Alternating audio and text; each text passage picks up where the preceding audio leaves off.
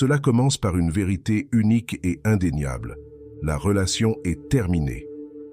Au moment où cela se termine, vous avez l'impression que le sol a changé sous vous, vous laissant désorienté et en quête de quelque chose de familier.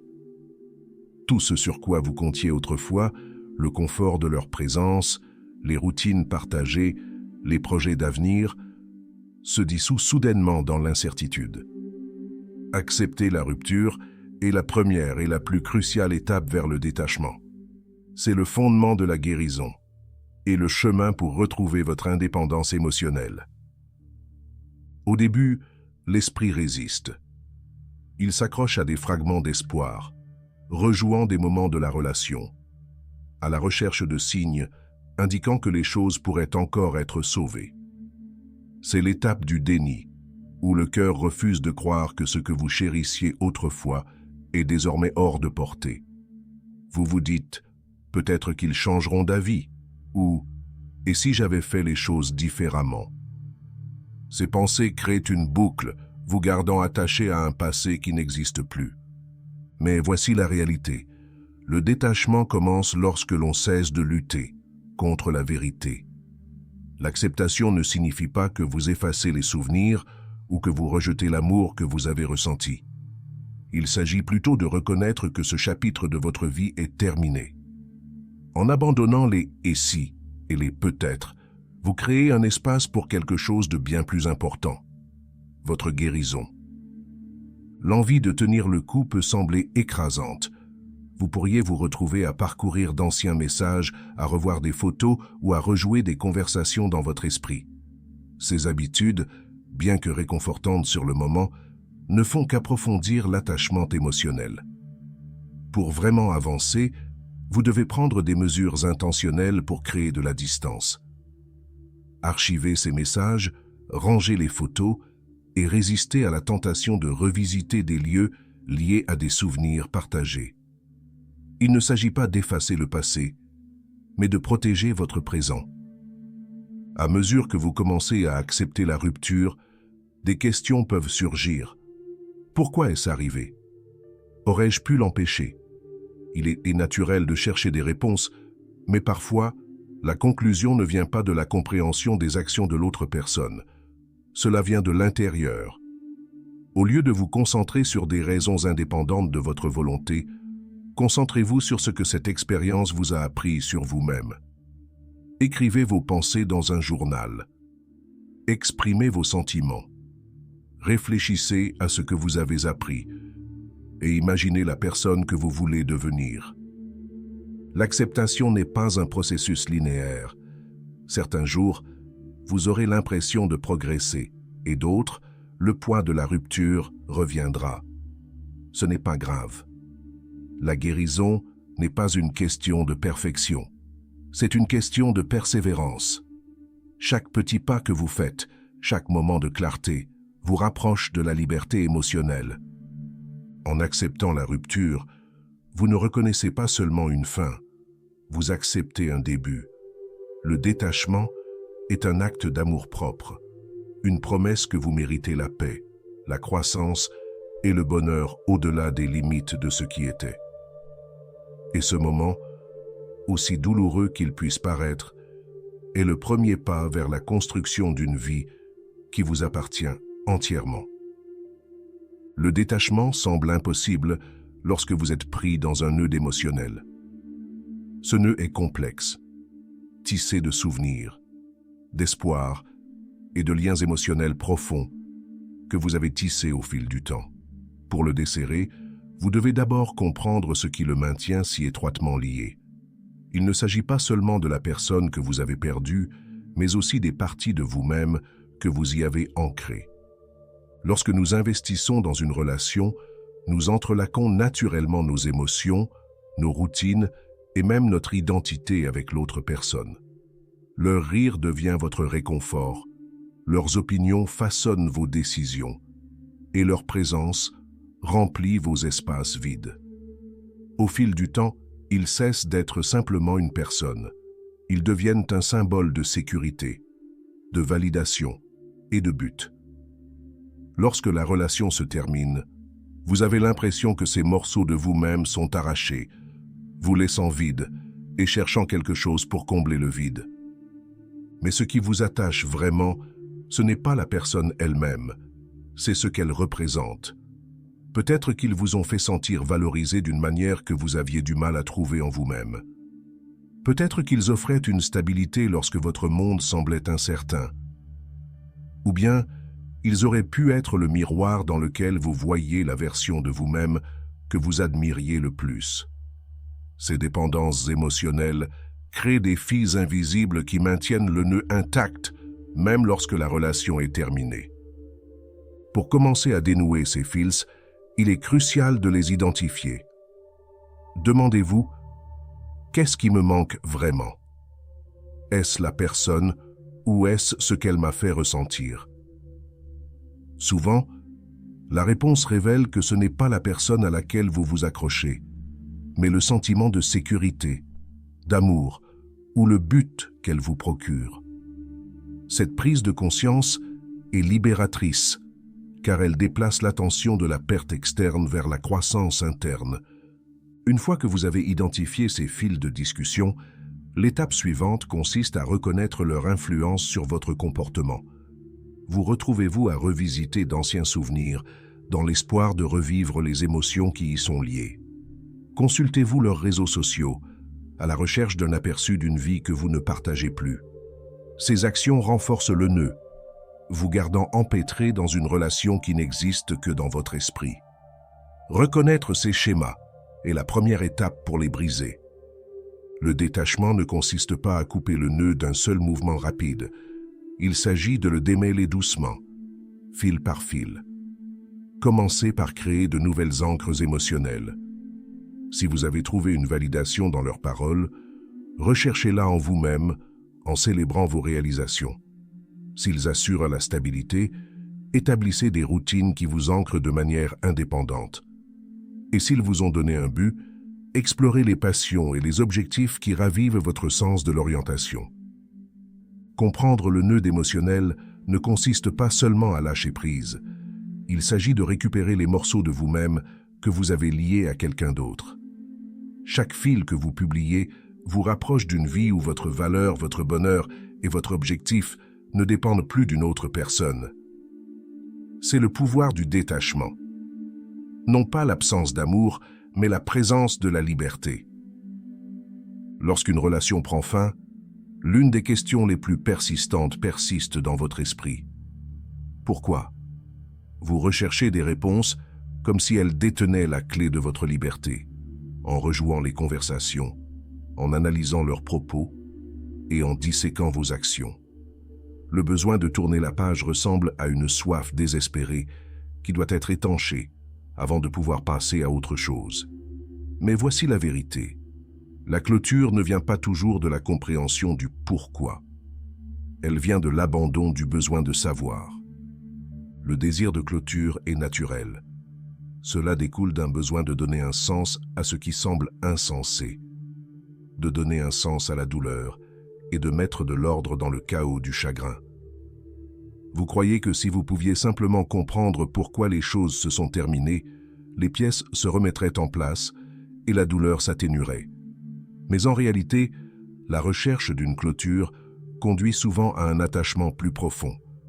Chaque question que vous posez, chaque théorie que vous créez, vous lie plus étroitement au passé. Parfois, la conclusion est insaisissable parce que les réponses que vous cherchez n'existent peut-être pas. Peut-être que votre ex n'arrive pas à exprimer ses raisons ou que ses sentiments ont changé d'une manière qu'il ne comprend pas complètement. Même si vous receviez une explication, elle pourrait ne pas correspondre au récit que vous avez construit dans votre esprit, vous laissant encore plus confus et coincé. C'est pourquoi attendre une fermeture externe est un piège. Cela vous maintient attaché à un moment déjà passé. La véritable clôture commence lorsque vous arrêtez de regarder vers l'extérieur et commencez à regarder vers l'intérieur. Il ne s'agit pas de ce qu'ils ont fait ou n'ont pas fait. Il s'agit de ce que vous choisissez de poursuivre. Demandez-vous, est-ce que savoir pourquoi change le résultat Est-ce que cela rend la rupture moins réelle? La réponse est, le plus souvent, non. Reconnaître cela vous permet de libérer l'emprise de ces questions sans réponse et de rediriger votre énergie vers la guérison. Abandonner le pourquoi ne signifie pas rejeter vos sentiments ou ignorer le passé. Cela signifie passer de la recherche d'explications à la recherche de la paix en vous-même. Un moyen efficace d'y parvenir consiste à recourir à l'écriture réflexive. Prenez un journal et écrivez les questions qui vous pèsent, tout ce que vous souhaiteriez pouvoir demander ou entendre de votre ex. Mais au lieu d'attendre leurs réponses, écrivez les vôtres. Répondez à ces questions comme si vous parliez à votre passé, en offrant le confort et la sagesse auxquels vous aspirez. Cet exercice ne consiste pas à résoudre tous les doutes, mais à valider vos émotions et à vous réapproprier votre récit. Une autre étape vers la fermeture interne consiste à pratiquer l'acceptation. Cela ne veut pas dire cautionner leurs actes ou prétendre que la douleur n'existe pas. L'acceptation consiste à reconnaître que ce qui s'est passé fait désormais partie de votre histoire et qu'il ne vous définit pas. En acceptant la rupture comme un chapitre de votre vie plutôt que comme le livre entier, vous créez un espace pour que de nouveaux chapitres se déroulent. Enfin, rappelez-vous que la clôture n'est pas un moment unique, mais une série de choix. C'est choisir d'arrêter de poser des questions auxquelles on ne peut répondre. C'est choisir de pardonner, non pas pour eux, mais pour votre propre paix. Et c'est choisir de se concentrer sur le présent et l'avenir, plutôt que de rester enfermé dans le passé. Libérer le pourquoi est un acte de libération. Cela vous libère du cycle sans fin de l'analyse et vous permet d'entrer dans une vie où votre paix ne dépend pas d'explications. Abandonner le besoin de tourner la page ne signifie pas oublier ce qui s'est passé. Cela signifie décider que votre guérison compte plus que vos questions sans réponse. Et cette décision est l'une des étapes les plus puissantes vers le détachement. Lorsqu'une relation prend fin, il est courant de placer son ex sur un piédestal. Vous pourriez vous retrouver à les idéaliser, à ne vous souvenir que de leurs meilleures qualités, et à rejouer les moments où ils vous ont fait vous sentir aimé et spécial. C'est comme s'ils devenaient plus grands que nature dans votre esprit, une version intouchable d'eux-mêmes qui rend impossible d'avancer. Mais pour vraiment vous détacher, vous devez démonter ce piédestal et voir votre ex tel qu'il est. Humain, imparfait, et non plus la source de votre bonheur. L'idéalisation est une réponse naturelle à la perte. C'est la façon dont l'esprit s'accroche à ce qui semble sûr et significatif. En vous concentrant sur les bons moments, vous vous protégez temporairement de la douleur de la rupture. Mais cette mémoire sélective déforme la réalité de la relation. Vous commencez à considérer votre ex comme parfait ou irremplaçable, vous convainquant que vous ne trouverez jamais quelqu'un qui se compare. Ce récit vous maintient coincé, incapable de lâcher prise, parce que vous vous accrochez à une illusion. Pour vous libérer de ce piège, vous devez vous confronter à l'image complète de votre ex, et pas seulement à la version que vous avez glorifiée dans votre esprit. Commencez par réfléchir honnêtement à la relation. Quels ont été les défis que vous avez affrontés ensemble? Y a-t-il eu des moments où leurs actions vous ont blessé ou déçu? Il ne s'agit pas de les vilipender. Il s'agit d'équilibrer votre point de vue. Reconnaître leurs défauts ne diminue pas l'amour que vous avez partagé. Cela vous aide simplement à les voir comme une personne complexe et imparfaite. Un autre moyen efficace de démonter le piédestal consiste à examiner la dynamique de votre attachement. Demandez-vous, qu'est-ce que j'ai vraiment admiré chez eux? Ces qualités leur étaient-elles propres ou pourrais-je trouver des traits similaires chez quelqu'un d'autre, ou même en moi-même? Souvent, vous découvrirez que les choses que vous appréciez le plus ne sont pas exclusives à votre ex. C'est peut-être leur gentillesse, leur ambition ou leur sens de l'humour qui vous ont attiré vers eux. Ces traits existent chez d'innombrables personnes et peuvent également être cultivés en vous. Il est également important de remettre en question l'idée selon laquelle votre ex était votre tout. Personne ne peut répondre à tous vos besoins émotionnels, sociaux et personnels. Lorsque vous placez quelqu'un sur un piédestal, vous lui donnez du pouvoir sur votre estime de soi et votre bonheur. Se détacher implique de récupérer ce pouvoir et de vous rappeler que vous êtes entier et complet par vous-même. L'amour que vous leur vouliez autrefois peut maintenant être redirigé vers vous-même et votre croissance. En pratique, ce processus peut impliquer de réécrire l'histoire que vous vous racontez à propos de la relation. Au lieu de dire « ils étaient parfaits pour moi », essayez de le reformuler ainsi. « Ils faisaient partie de mon voyage, mais pas la destination ». Créez une liste de ce que vous avez appris de la relation, pas seulement sur l'amour, mais sur vous-même. Peut-être vous ont-ils appris à mieux communiquer, ou peut-être ont-ils révélé ce dont vous avez vraiment besoin chez un partenaire. Ces leçons sont des cadeaux, même si la relation n'a pas duré. Au fur et à mesure que vous démontez le piédestal, vous commencerez à voir votre ex non pas comme une figure parfaite de votre passé, mais comme quelqu'un qui était fait pour vous à un moment précis et qui ne correspond plus à la personne que vous devenez. Ce changement de perspective est libérateur. Cela vous permet d'honorer les bons moments tout en libérant le fantasme qu'ils étaient la seule source de votre bonheur. Le détachement ne consiste pas à effacer l'amour que vous avez ressenti. Il s'agit de voir votre ex tel qu'il était vraiment, à la fois sa lumière et son ombre, et de réaliser que son rôle dans votre vie a pris fin. En vous éloignant du piédestal, vous récupérez votre vision du futur, celle où votre valeur et votre joie ne sont plus liées à une version idéalisée de quelqu'un d'autre. La guérison commence par l'espace, pas seulement la distance physique, mais aussi l'espace émotionnel et mental pour retrouver votre identité. Après une rupture, il est courant de ressentir la présence de son ex partout. Dans les chansons que vous partagez, les lieux que vous fréquentez, ou encore les petites routines de votre journée.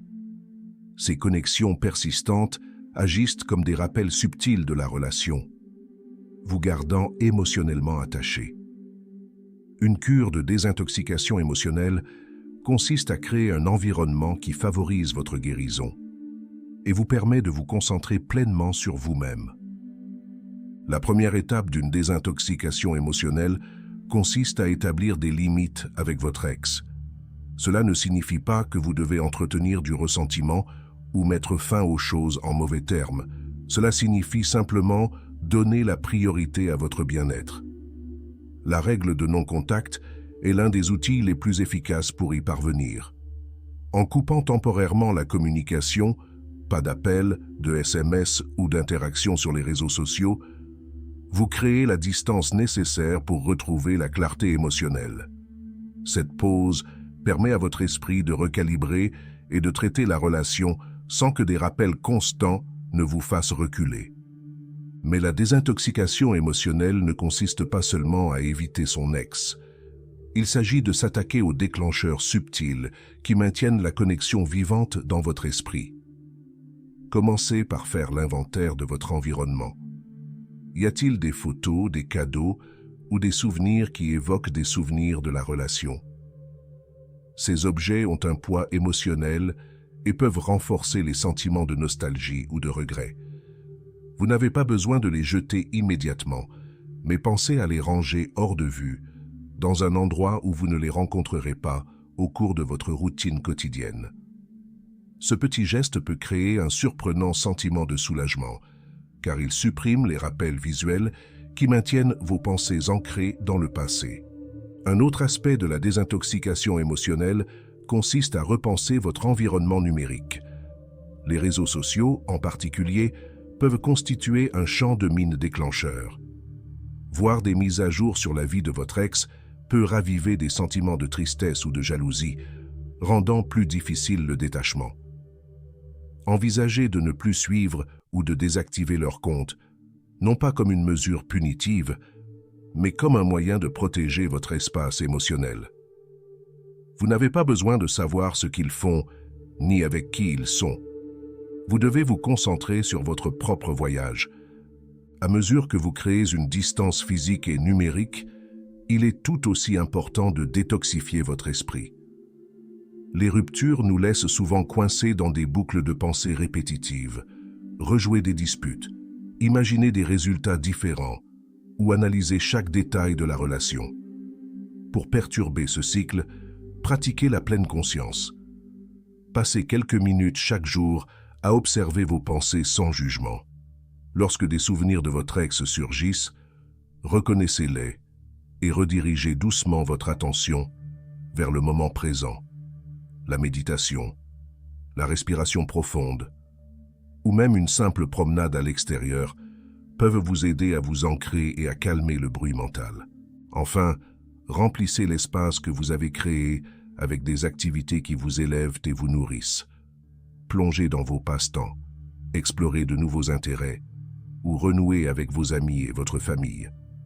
Ces actions vous rappellent que votre vie est riche et pleine, même sans relation. Le but d'une désintoxication émotionnelle n'est pas seulement de supprimer les souvenirs de votre ex, mais de faire de la place à la personne que vous devenez. En nettoyant votre environnement émotionnel, vous posez les bases d'une véritable guérison. Cette détox n'a pas pour but d'éviter ou d'effacer. Il s'agit de créer un espace où vous pouvez vous reconnecter à vous-même et commencer à vous reconstruire. Dans ce nouvel espace, vous découvrirez la force d'avancer. Plus léger, plus libre et prêt pour le prochain chapitre. Même après avoir créé de l'espace et commencé à avancer, il existe souvent des liens persistants, des fils subtils et invisibles qui vous lient émotionnellement à votre ex. Ces discussions ne sont peut-être pas évidentes au début. Ils existent dans les souvenirs qui refont surface sans y être invités, les routines que vous avez partagées et même les petites façons dont vous y pensez encore dans votre vie quotidienne. Briser ces résidus émotionnels est essentiel pour se détacher pleinement et retrouver son indépendance. Les fils invisibles apparaissent souvent dans des moments qui vous prennent au dépourvu. Peut-être vous retrouvez-vous à chercher votre téléphone pour partager une histoire, pour ensuite vous arrêter lorsque vous vous souvenez qu'il n'y a personne à l'autre bout du fil.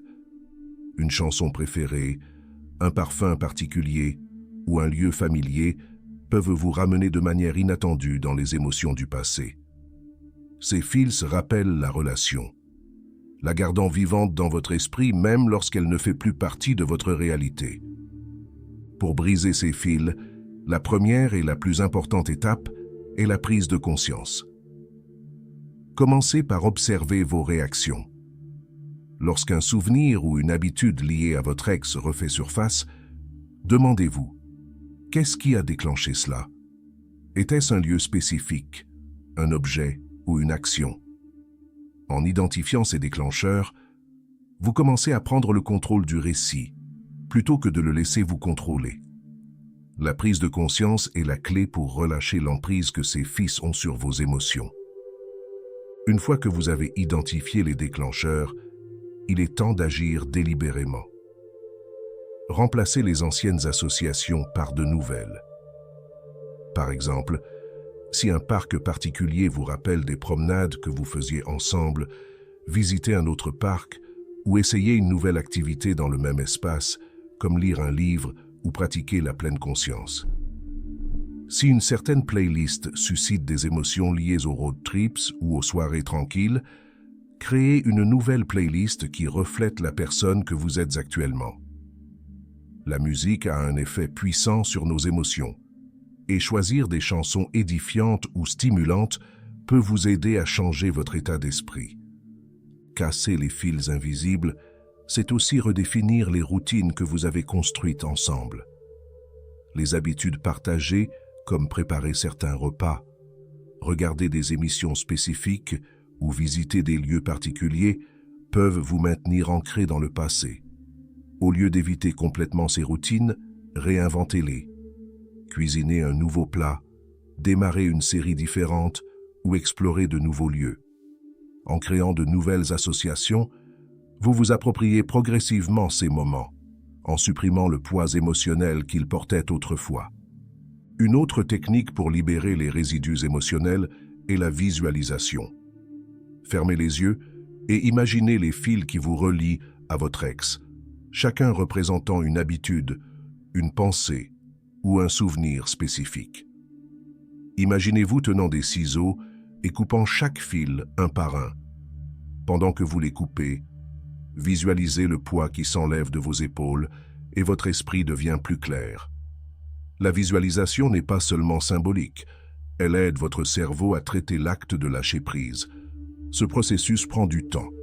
Certains fils sont profondément enracinés et les briser demande de la patience et de la persévérance. Célébrez les petites victoires en cours de route. Chaque fois que vous résistez à un élément déclencheur ou créez une nouvelle association, vous faites un pas significatif vers la liberté. Une rupture peut vous donner le sentiment qu'une partie de vous-même a été perdue. Lorsque vous avez passé autant de temps à construire votre vie avec quelqu'un d'autre, il est facile d'oublier qui vous êtes en dehors de la relation. Se redécouvrir n'est pas seulement une question de guérison.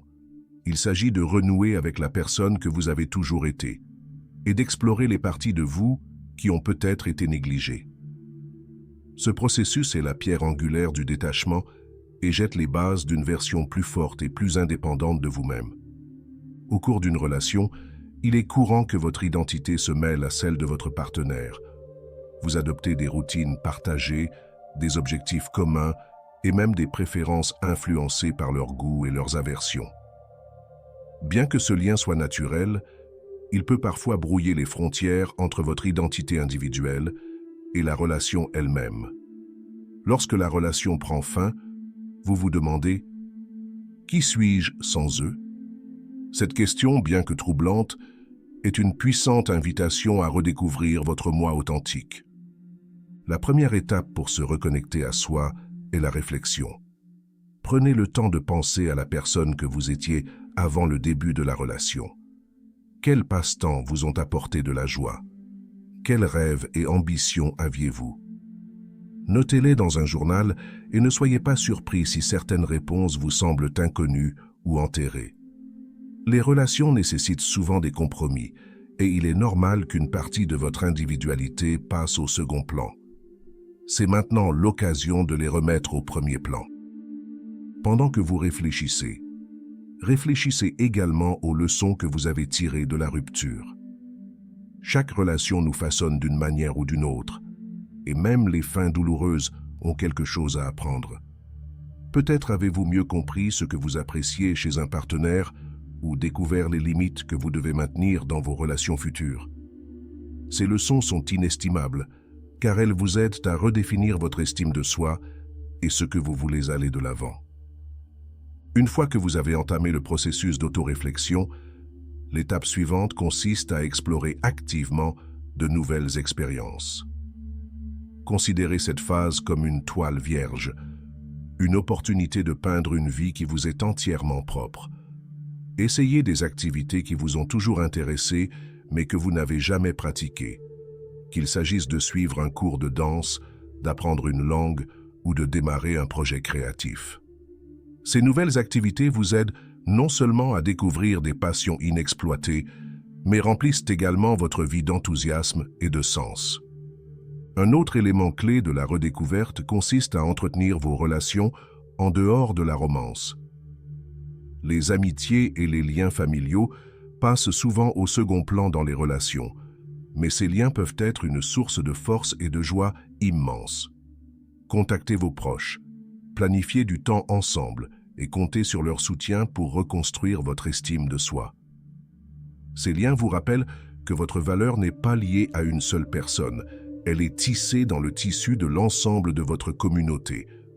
N'oubliez pas de donner également la priorité aux soins personnels. Il ne s'agit pas seulement de profiter de journées au spa ou de s'offrir vos plats préférés, même si ceux-ci peuvent être merveilleux. Prendre soin de soi signifie écouter ses besoins et les honorer. Il s'agit de fixer des limites, de se reposer lorsque l'on est fatigué et d'investir dans son bien-être physique et émotionnel. Ces actes d'amour-propre renforcent votre indépendance et vous rappellent votre valeur inhérente. Enfin, donnez-vous la permission d'évoluer. Se redécouvrir après une rupture ne consiste pas à revenir à ce que vous étiez avant. Il s'agit de devenir une version plus authentique et plus autonome de vous-même. Acceptez les changements que vous avez subis et soyez ouvert à la personne dans laquelle vous évoluez. Les ruptures peuvent ressembler à une fin, mais elles sont aussi un début, une chance de renouer avec votre cœur et de réécrire votre histoire. Grâce à la réflexion, à l'exploration et aux soins personnels, vous découvrirez que la personne que vous redécouvrez est forte, résiliente et entière. Les ruptures créent des répercussions qui vont bien au-delà de la perte immédiate d'un partenaire. Ces répercussions affectent la façon dont vous vous percevez, vos relations et même votre avenir. Comprendre ces répliques émotionnelles est crucial pour naviguer dans le processus de détachement. Même si l'impact initial peut sembler écrasant, chaque ondulation offre une opportunité de prise de conscience de soi et de croissance. La première conséquence est souvent une rupture d'identité. Une rupture peut vous amener à vous interroger sur votre place dans le monde, surtout si votre identité est devenue étroitement liée à la relation. Vous pourriez vous demander « Qui suis-je sans eux ?» Il s'agit d'une réaction naturelle au changement soudain dans la structure de votre vie. Les relations façonnent souvent la façon dont nous nous percevons, à travers des objectifs partagés, des routines et une validation mutuelle. Lorsque ceux-ci sont supprimés, le vide qui en résulte peut sembler désorientant. La deuxième conséquence est le changement des schémas émotionnels. Après une rupture, il est courant de ressentir des émotions accrues, tristesse, colère, soulagement ou même engourdissement. Ces sentiments peuvent apparaître par vagues, vous prenant au dépourvu lorsqu'ils sont déclenchés par des souvenirs ou des rappels du passé. Même si ces émotions peuvent sembler déstabilisantes, elles constituent une réponse normale à la fin d'un événement important. Se permettre de les ressentir sans jugement est essentiel au traitement émotionnel. Une autre conséquence importante est la façon dont les ruptures modifient votre point de vue sur l'amour et la connexion. Vous pourriez commencer à remettre en question la dynamique de votre relation passée, ce qui a fonctionné, ce qui n'a pas fonctionné et ce que vous souhaitez éviter à l'avenir. Ces réflexions peuvent être à la fois douloureuses et éclairantes. Ils vous aident à comprendre les modèles que vous avez développés dans vos relations, tels que les rôles que vous avez tendance à jouer ou les attentes que vous portez. Ces informations deviennent un outil précieux pour les connexions futures, vous aidant à fixer des limites et à communiquer plus efficacement. L'effet d'entraînement s'étend également à vos routines quotidiennes. Les activités et les espaces qui semblaient autrefois réconfortants peuvent désormais sembler vides ou déclencheurs. Cette perturbation peut créer un sentiment d'instabilité, comme si la rupture affectait tous les recoins de votre vie. Cependant, c'est aussi une invitation à reconstruire vos routines d'une manière qui reflète qui vous êtes actuellement. Créer de nouvelles habitudes, explorer différents environnements ou même réaménager votre espace de vie peut vous aider à retrouver un sentiment de contrôle. Enfin, l'effet d'entraînement révèle souvent votre résilience émotionnelle. Les ruptures testent votre capacité à vous adapter, à gérer la douleur et à vous reconstruire. Même si ces défis sont indéniablement difficiles, ils mettent également en évidence votre capacité à vous rétablir et à vous développer. Chaque ondulation, aussi troublante soit-elle, est un rappel de votre force. Comprendre ces répercussions ne fait pas disparaître la douleur, mais cela vous aide à gérer les conséquences avec clarté. Au lieu de vous sentir perdu dans les vagues, vous commencez à les reconnaître comme faisant partie d'un processus plus vaste, qui remodèle votre vie et votre estime de soi de manière significative. Lorsqu'une relation prend fin, ce n'est pas seulement la personne que vous perdez, mais aussi les habitudes et les routines que vous avez construites ensemble. Ces habitudes, bien que réconfortantes pendant la relation, peuvent sembler vides ou douloureuses en leur absence. pour vous détacher complètement, il est crucial de remplacer ces vieilles habitudes émotionnelles par de nouvelles, plus saines, qui servent votre croissance et votre bien-être. L'un des aspects les plus difficiles du détachement est de reconnaître les habitudes qui vous maintiennent coincés. Peut-être avez-vous pris l'habitude de consulter leurs réseaux sociaux, de faire défiler d'anciennes photos ou de rejouer des conversations dans votre esprit. Ces actions semblent souvent automatiques, mais elles perpétuent le lien avec votre ex, ce qui rend plus difficile le lâcher-prise.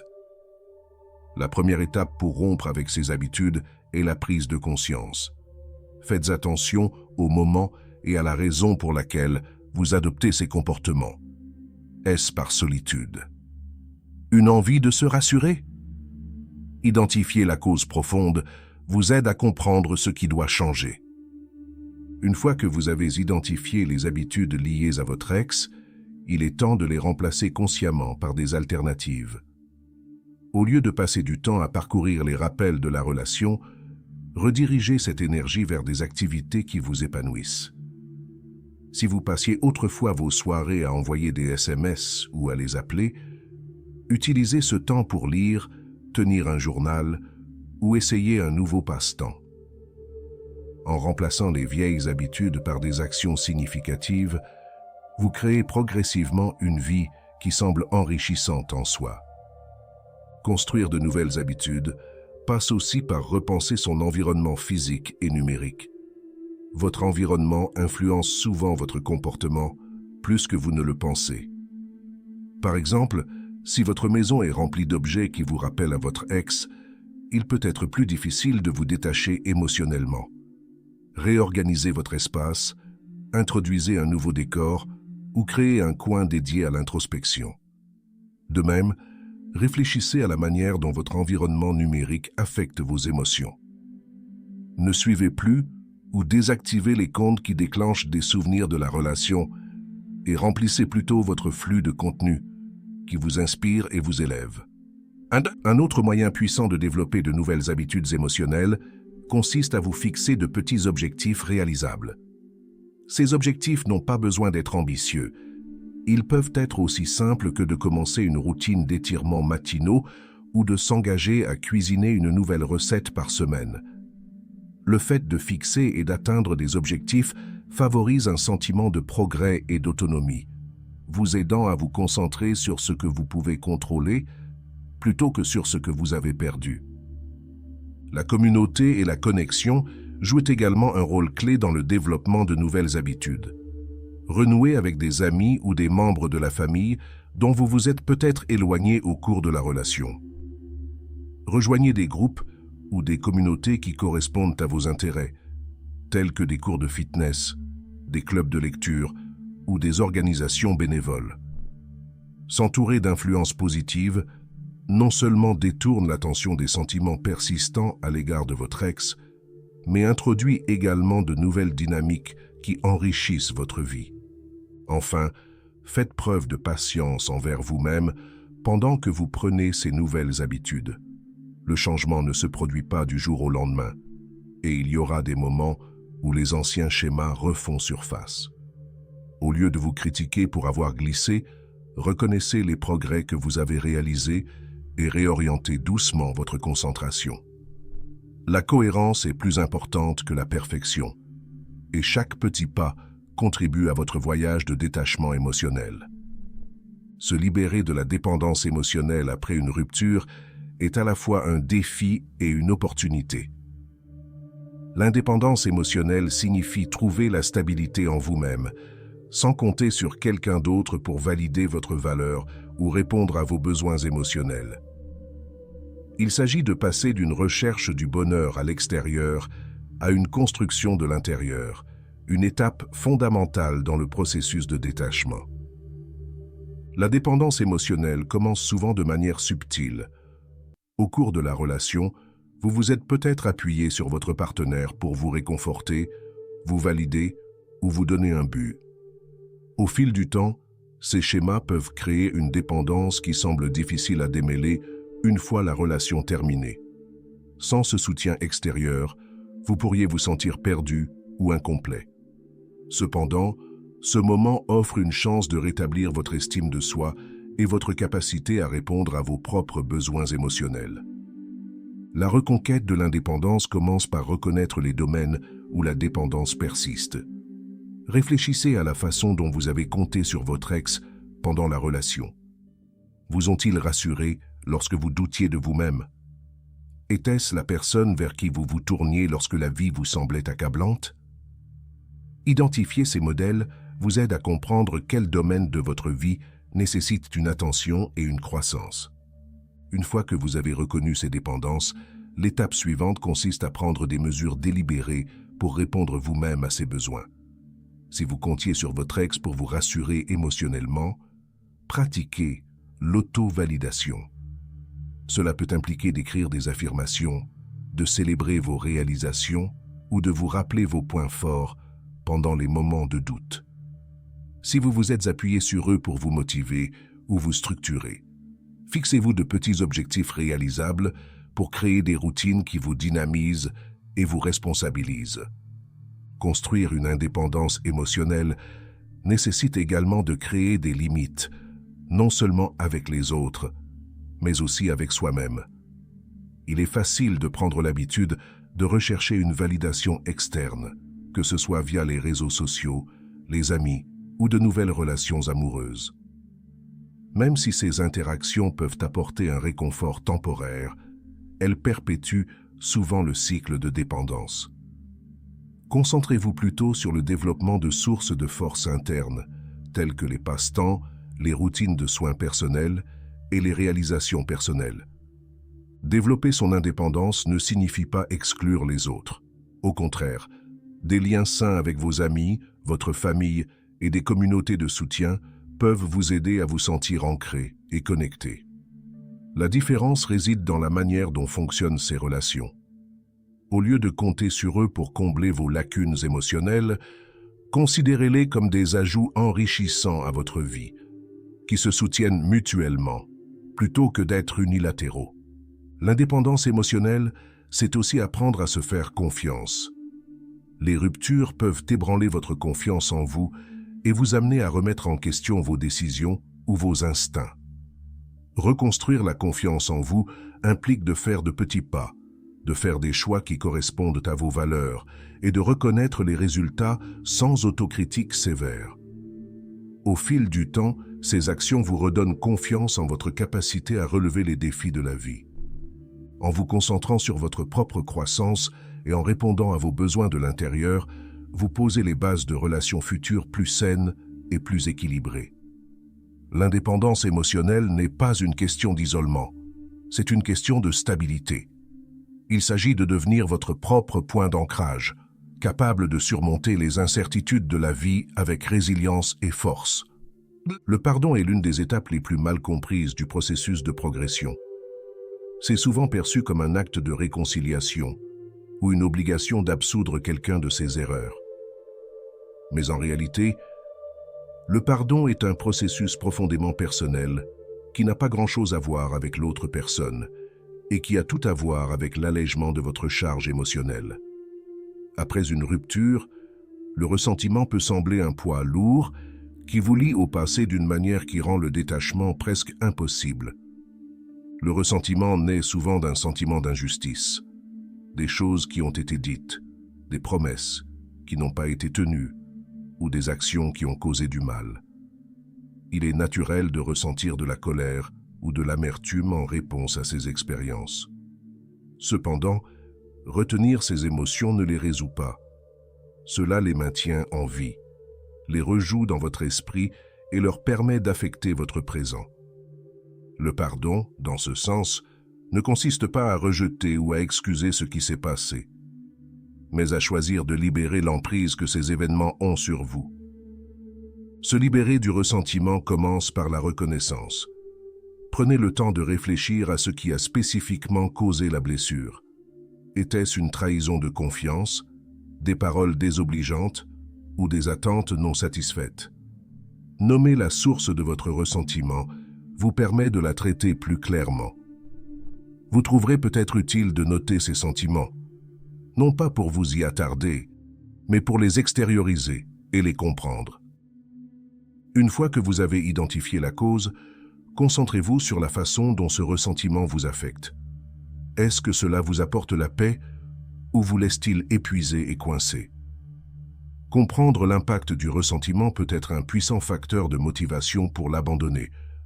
Il ne s'agit pas de vous forcer à passer à autre chose prématurément, mais de relâcher progressivement l'emprise que la colère et l'amertume ont sur vos émotions. Le pardon nécessite également de la compassion, pas nécessairement envers l'autre personne, mais envers soi-même. Les ruptures peuvent vous rendre hypercritique à l'égard de vos propres actions et décisions. Vous pourriez vous demander si vous avez commis une faute, si vous auriez pu faire quelque chose différemment ou si vous avez été suffisant. Ces critiques internes alimentent le cycle du ressentiment, rendant plus difficile le détachement du passé. Offrez-vous la même gentillesse que vous offririez à un ami dans votre situation. Reconnaissez que vous avez fait de votre mieux avec les connaissances et les outils dont vous disposiez à l'époque.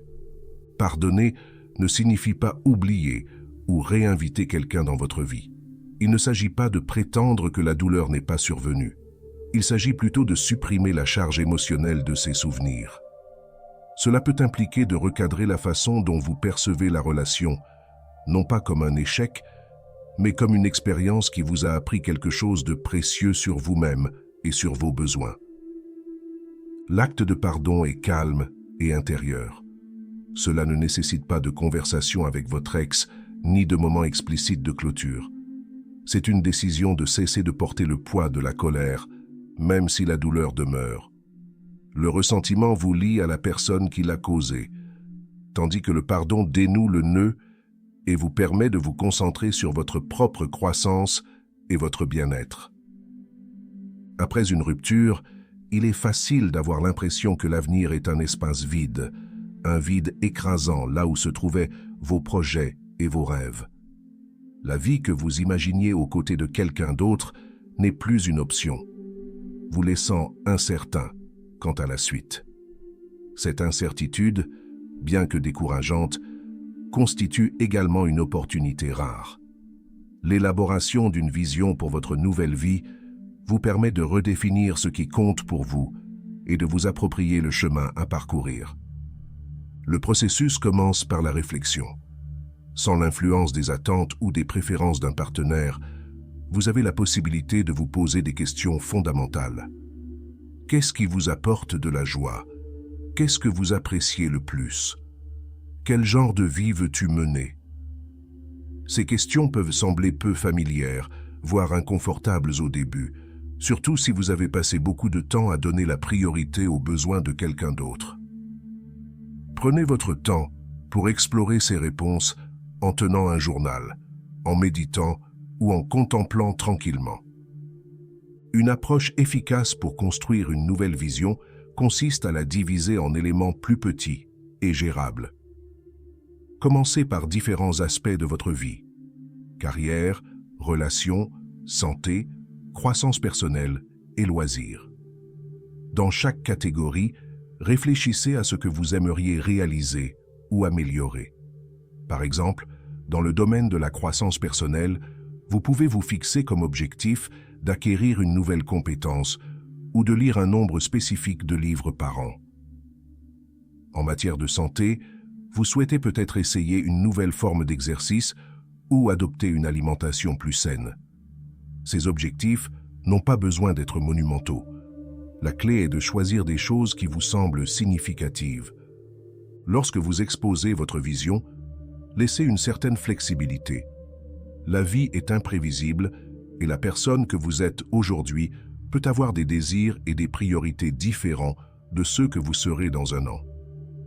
Au lieu de vous engager de manière rigide sur des résultats spécifiques, concentrez-vous sur la direction générale que vous aimeriez que votre vie prenne. Cette approche vous permet de vous adapter tout en restant fidèle à vos valeurs et aspirations fondamentales.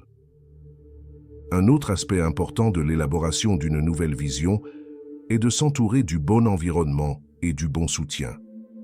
Pensez aux personnes, aux espaces et aux habitudes qui correspondent à vos objectifs. Y a-t-il des amitiés que vous aimeriez entretenir ou des communautés que vous aimeriez rejoindre? Y a-t-il des habitudes que vous aimeriez adopter et qui encouragent la créativité, la concentration ou la relaxation? Ces facteurs externes jouent un rôle important dans la formation de votre état d'esprit interne et dans votre parcours. La visualisation peut également être un outil puissant dans ce processus. Prenez quelques minutes chaque jour pour imaginer la vie que vous souhaitez créer. Imaginez-vous en train de prospérer dans les domaines que vous avez identifiés, vous sentant épanoui et dynamisé par vos choix. Cet exercice mental renforce vos objectifs et vous aide à vous concentrer du passé vers les possibilités à venir.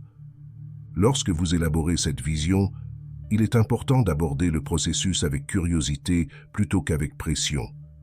Il ne s'agit pas de créer un plan parfait ou d'atteindre chaque objectif. Il s'agit de redécouvrir ce qui vous passionne et vous motive, et d'utiliser cette conscience pour guider vos actions. Chaque pas que vous faites, aussi petit soit-il, contribue à la vie que vous construisez. Le détachement est plus qu'un processus permettant de sortir d'une relation. C'est un profond acte d'amour propre. Chaque étape que vous avez franchie tout au long de ce voyage témoigne de votre force et de votre résilience.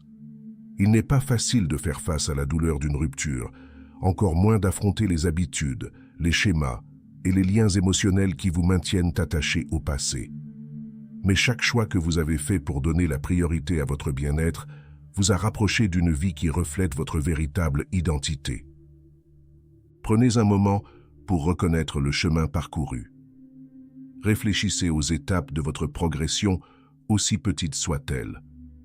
C'était peut-être la décision de créer un espace entre vous et votre ex, le courage d'affronter honnêtement vos émotions ou le simple fait de choisir de sortir du lit lors d'une journée difficile.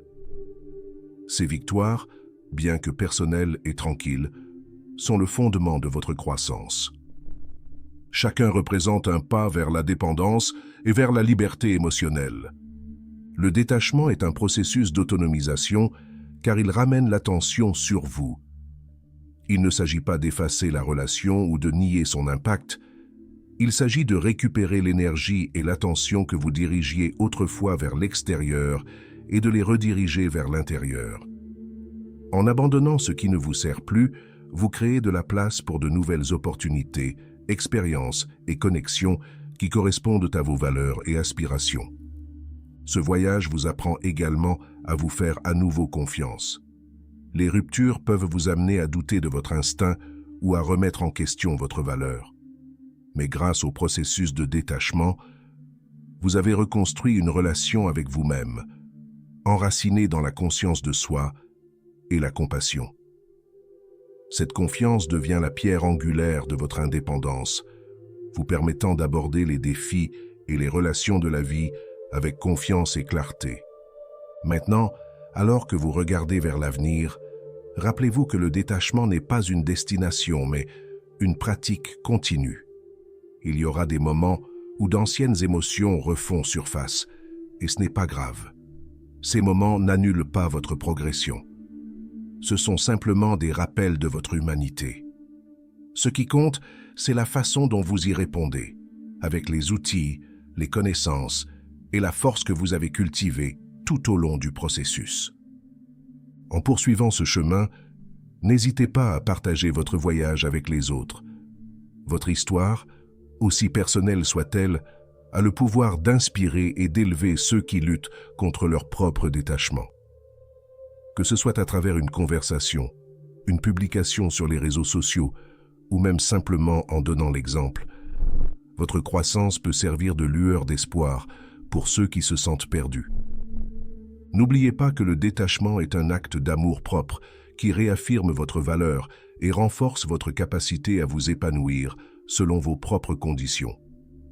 En vous choisissant, vous avez libéré la liberté de concevoir une vie qui reflète qui vous êtes vraiment.